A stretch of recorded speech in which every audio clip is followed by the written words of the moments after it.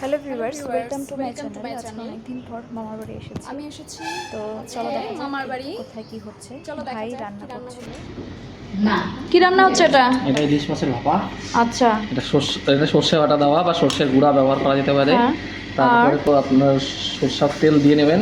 হ্যাঁ, সরষের তেল দিয়ে এটাকে ভালো মতো মেখে পরিমাণ মতো হলুদের গুঁড়ো। তারপরে পরিমাণ মতো লবণ স্বাদ মতো যেরকম যেটা দরকার সেভাবে দিয়ে নিয়ে সেখানে অল্প পরিমাণে জিরে গুঁড়ো দিয়ে পরিমাণ মতো অল্প জিরে গুঁড়ো দিয়ে আপনি এটা একটা ব্যাটার বানিয়ে নেবেন। তখন টেস্ট করতে হবে।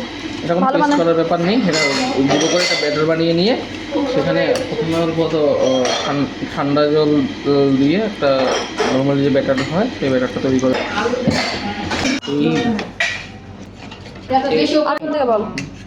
এই প্রসেস যদি রান্না করেন একদমই কম পরিশ্রমে একদম শর্টকাট যে কেউ রান্না করতে পারবে। এখানে আমি কিছুই সেরকম করলাম না।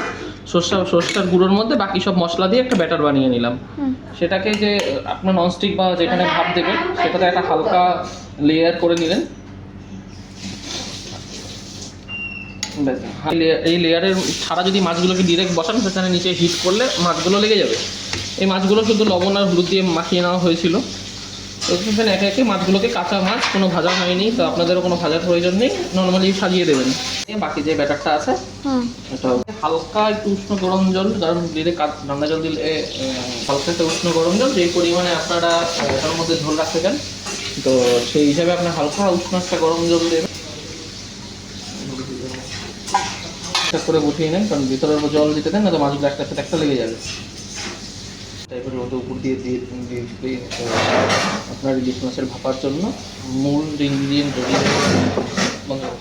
কালারের জন্য অল্প পরিমাণে আপনারা লঙ্কার গুঁড়ো ব্যবহার করতে পারেন, সেখানে আপনাদের চয়েস। যদি লঙ্কার গুঁড়ো ব্যবহার না করেন তাতে কোনো সমস্যা নেই। 10-15 মিনিটের জন্য ছেড়ে রাখা হলো। রেসিপিটা ভালো লাগলে আপনারা ট্রাই করতে পারেন।